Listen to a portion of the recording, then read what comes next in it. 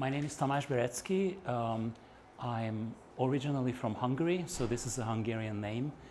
I was born and raised in Budapest, and currently I live in Berlin, where I work as a researcher. So originally, I wanted to talk to you more about patient advocacy, patient involvement, what that means, how that works, how that is conceptualized. So I wanted to give you a theoretical overview, but I think I will skip some of the slides and instead talk about what others have done facing very similar challenges like what you are facing currently. So this is me. I wear many hats. I've done many things. Amongst others, I used to be a conference interpreter for 25 years. I feel the pain. And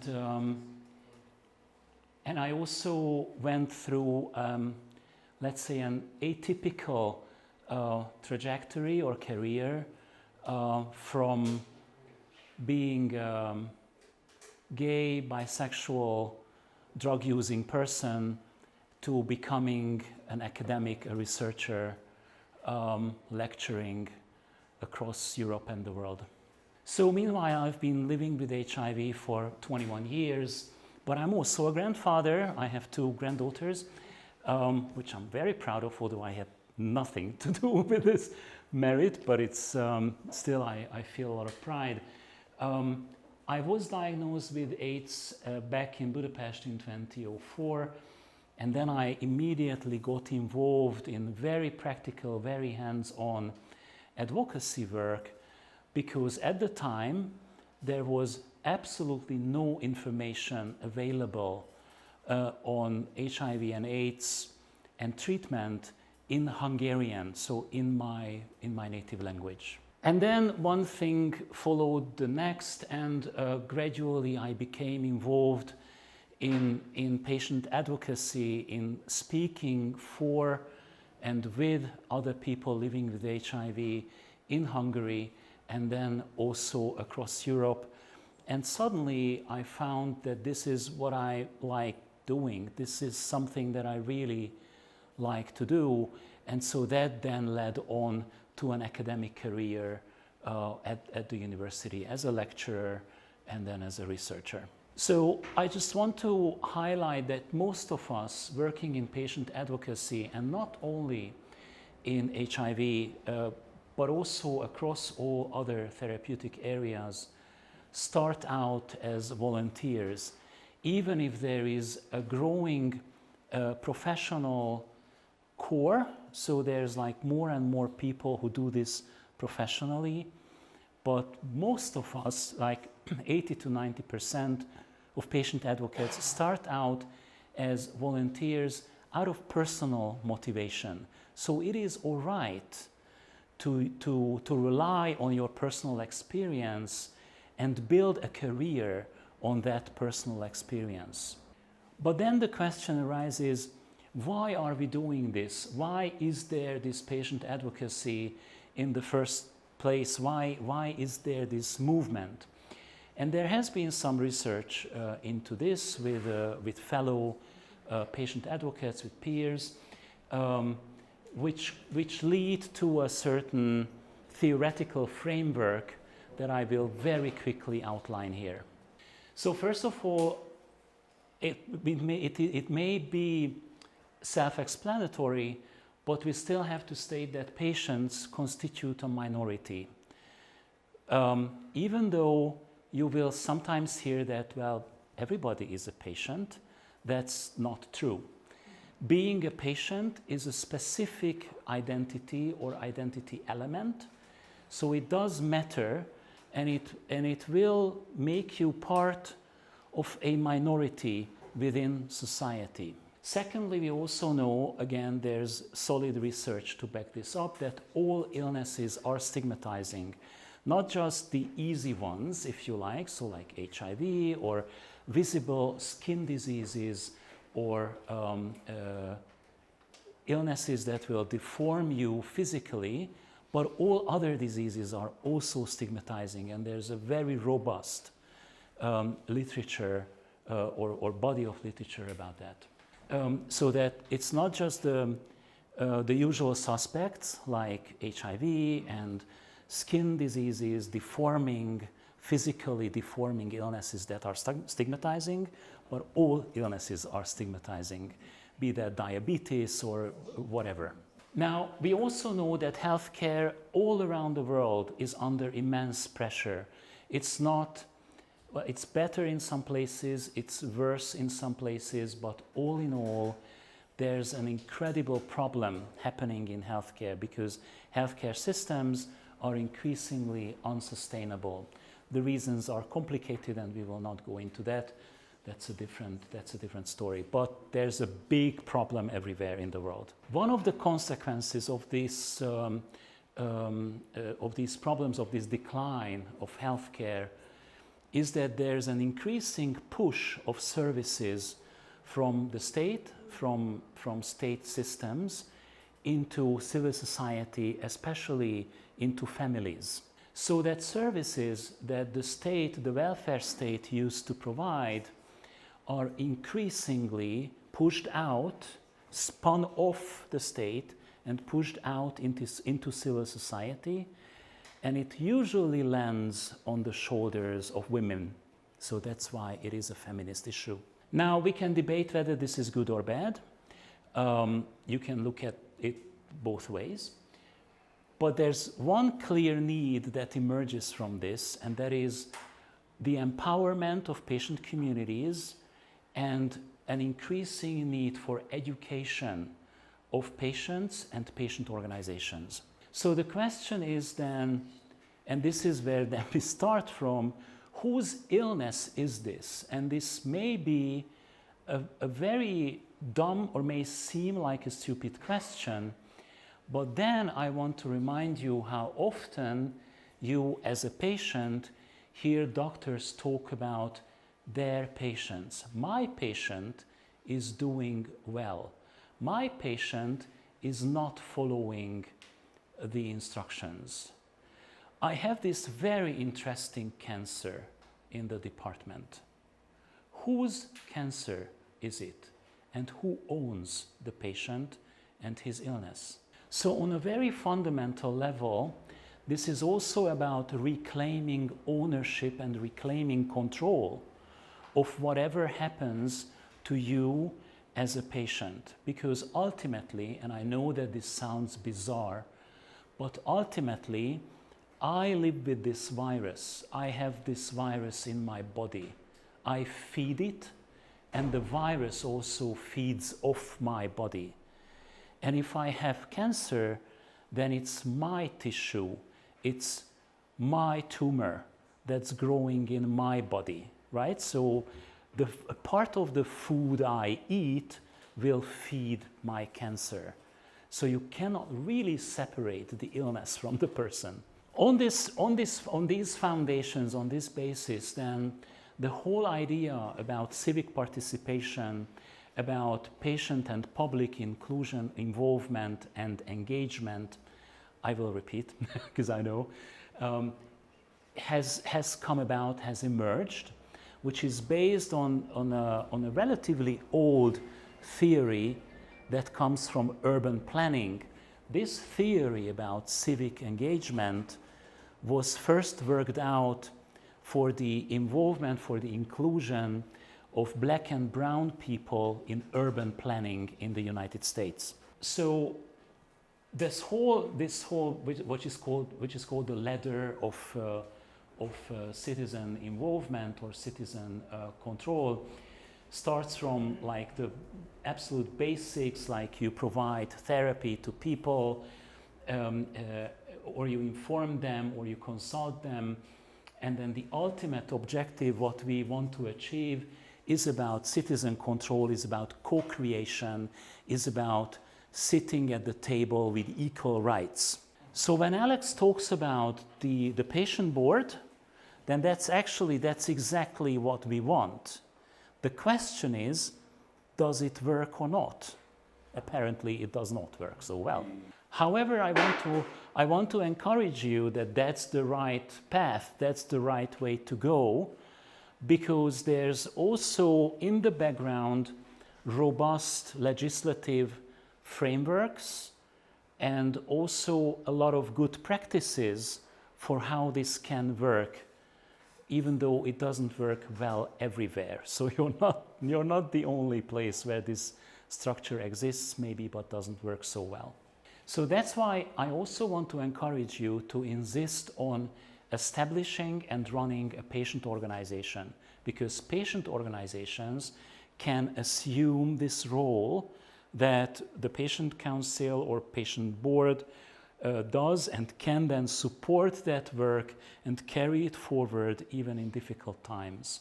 Patient organizations are important. And patient organizations do all sorts of things, and some of that will be very familiar to you. They have a supporting function, supporting other patients, signposting. I mean, when you go and accompany a new patient, a newly diagnosed person to the clinic, that's a classic support function.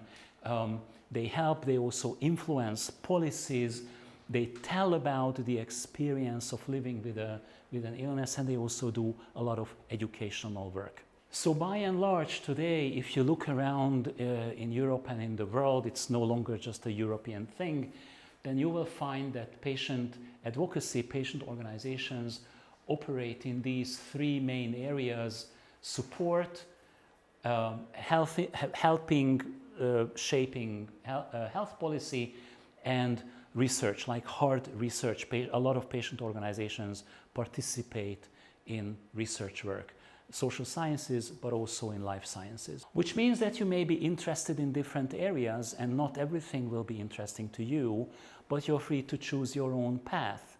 And there will be a patient organization, there will be a group of like-minded people who will welcome your motivation, who will welcome your input.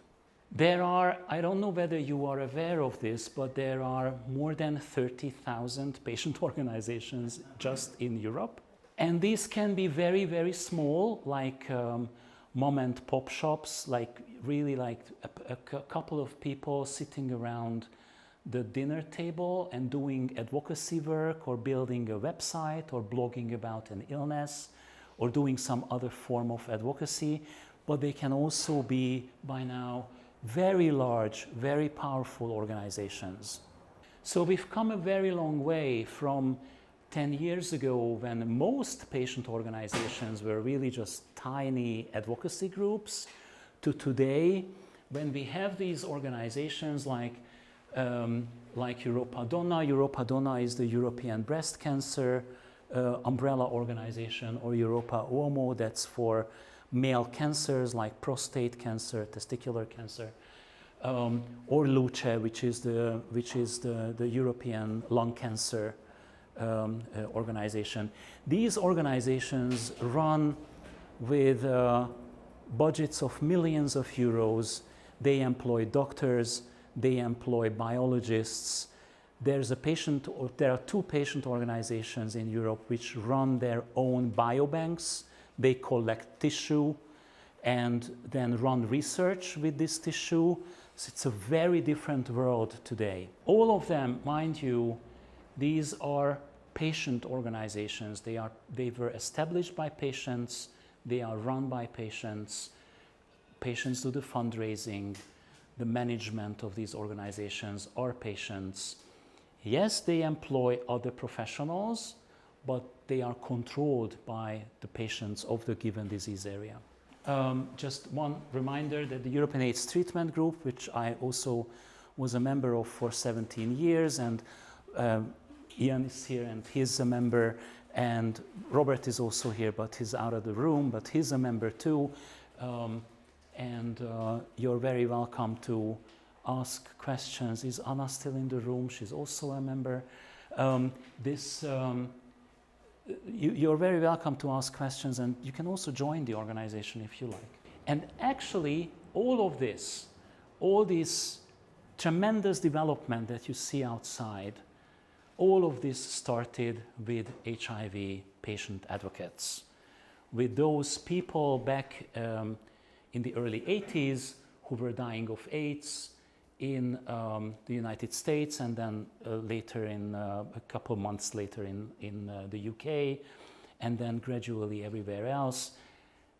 Wherever you go, whichever patient organization you look at today, you will find one or two persons living with HIV, because we carry this legacy, this whole work, this knowledge, this know-how started in the HIV movement.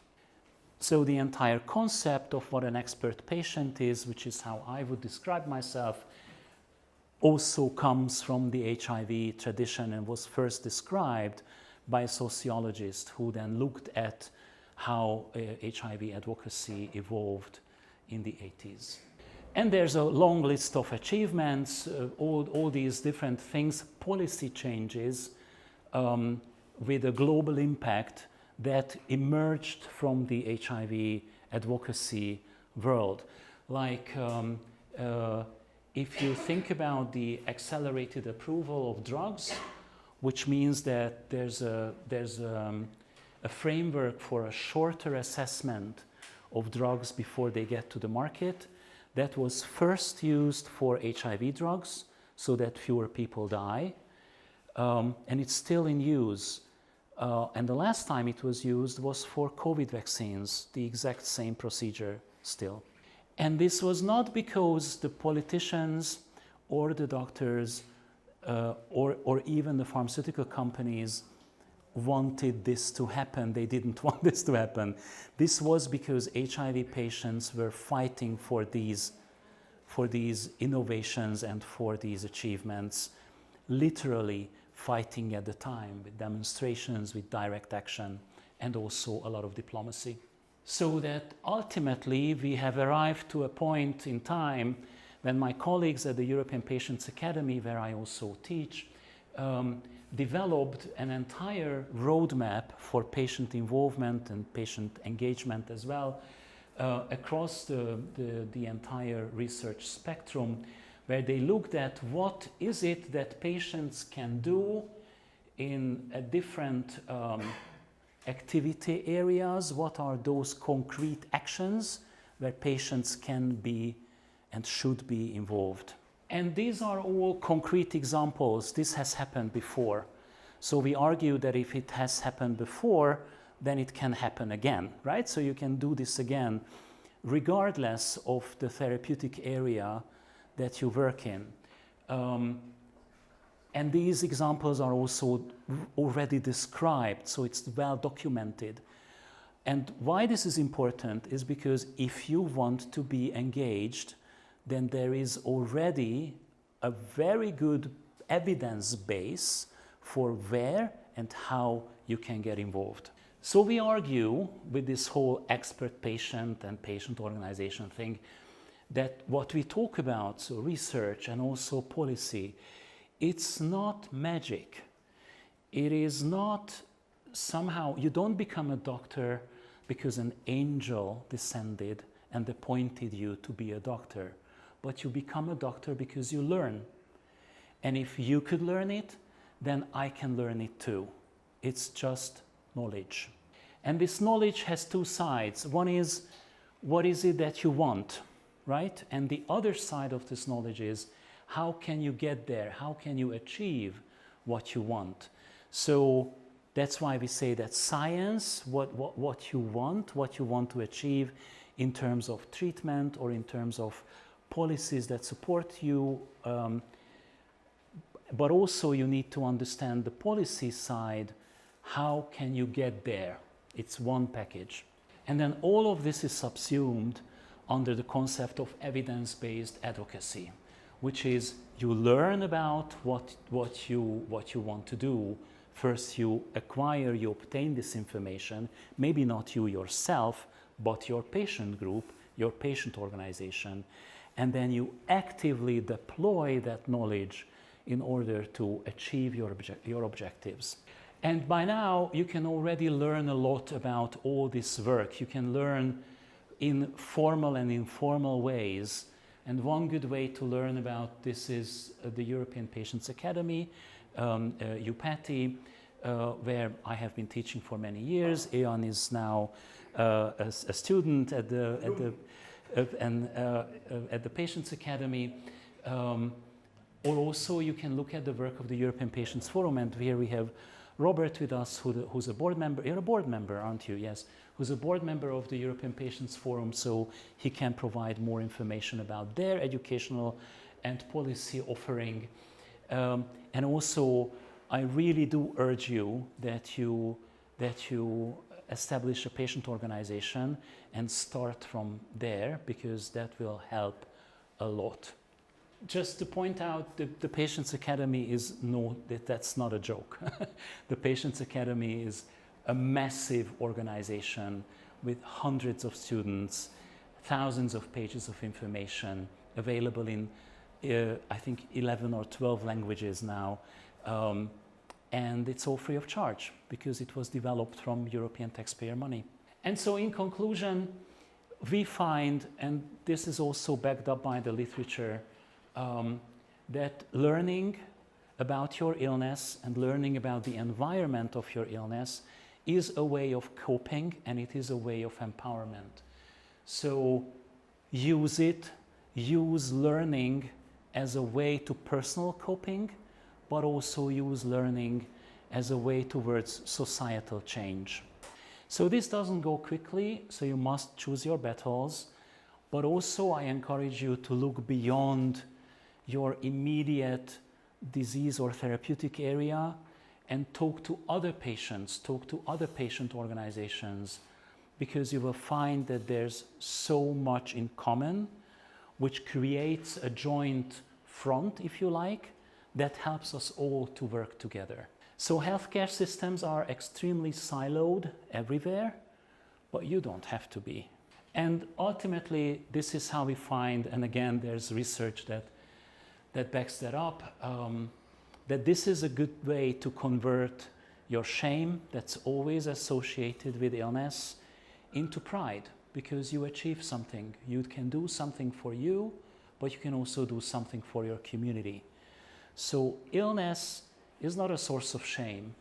Illness can be converted into a driving force for your personal and also for societal development and advancement.